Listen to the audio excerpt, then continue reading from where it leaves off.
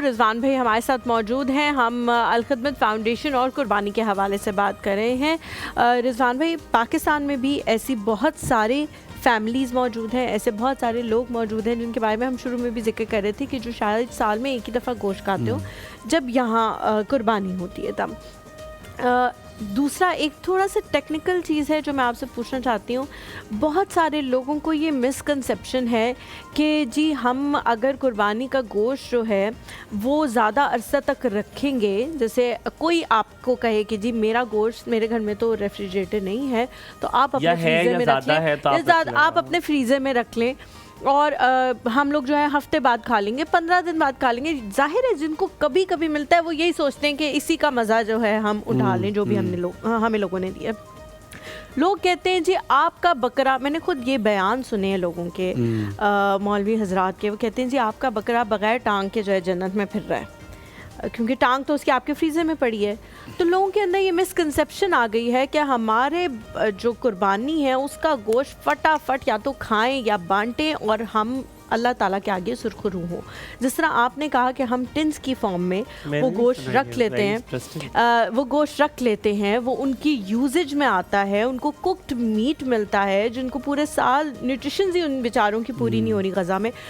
ये चीज़ कितनी इम्पॉर्टेंट है लोगों को बताना कि गलत मिसकंसेप्शन है, ऐसा कुछ भी नहीं है। आपका जो कुर्बानी है वो रूह तो अल्लाह तक पहुंच गई है, गोश्त अल्लाह मियाँ तक नहीं पहुंच सकता, वो लोगों तक ही पहुंचना है। इसके बारे में बस देखिए, इसमें बहुत क्लियर इंस्ट्रक्शंस हैं कि आपने अपने जो गोश्त है उसके 3 हिस्से करने हैं। एक आपने अपने लिए रखना है, एक आपने फैमिली रिश्तेदारों के लिए रखना है और एक आपने गरीब मुस्तहिकीन के लिए रखना है। अब जो आपका अपने हिस्से का पार्ट है, अगर आप उसको प्रिजर्व करते हैं, उसके कबाब बना लेते हैं, कोफ्ते बना लेते हैं, कोई चीज़ कर लेते हैं, तो मेरा ख्याल है कि उसमें कोई हर्ज वाली बात नहीं है। तो ये असल में बाज़ औक़ात जो है ना कम इल्मी या ला इल्मी की बुनियाद पे जो तकवा होता है ये बड़ा ख़तरनाक होता है।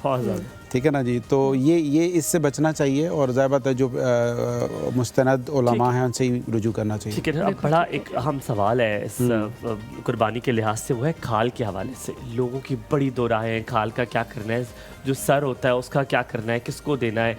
अल-खिदमत फाउंडेशन को खाल क्यों दी जाए सबसे पहले, और क्या खाल देने के लिए आपने इतना सोचना है? कभी कभी कहते नहीं आपकी करीबी मस्जिद है उसका हक बनता है, आपने खाल उसको देनी है।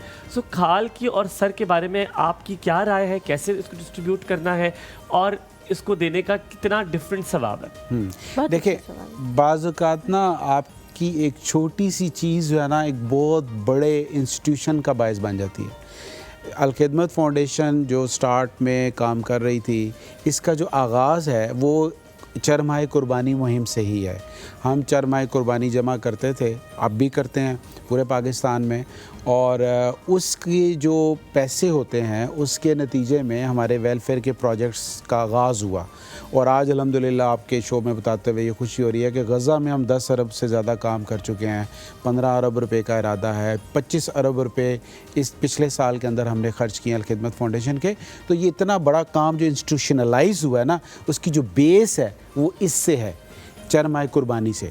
तो इस लिहाज से तो जिन भी आप इदारों पे आपको यकीन है, आपको ट्रस्ट है, आप उनको खाल दें। ज़ाहिर बात है वो खाल एक उसके एक अच्छे इस्तेमाल के अंदर आ जाती है। आपकी लेदर इंडस्ट्री इससे प्रमोट होती है, बहुत सारी चीज़ें इससे बनती हैं, तो ज़ाया ना हो। एक और दूसरी चीज़ जो सर की बात है, ज़ाहिर बात है जैसे आप कुछ चीज़ें जैसे हमारे लोग अवॉइड करते हैं, मतलब कलेजी है या इस टाइप की चीज़ें हैं, तो वो आप दे देते हैं। तो इसी तरह हाँ फिर दे देते हैं, तो इसी तरीके से वो चीज़ भी आप जो है उसको जो है वो दे सकते हैं। अच्छा, मैं आपको बताऊं कि ये बेशुमार चीज़ें जैसे ओजड़ी है या कुछ और जो उसकी वो होती हैं रगे वगैरह। अगला सवाल आपसे यही है, जो एलाइशे जिसे कहते हैं, हाँ, अच्छा, उसके अंदर भी एक बहुत बड़ा बिजनेस इन्वॉल्व है।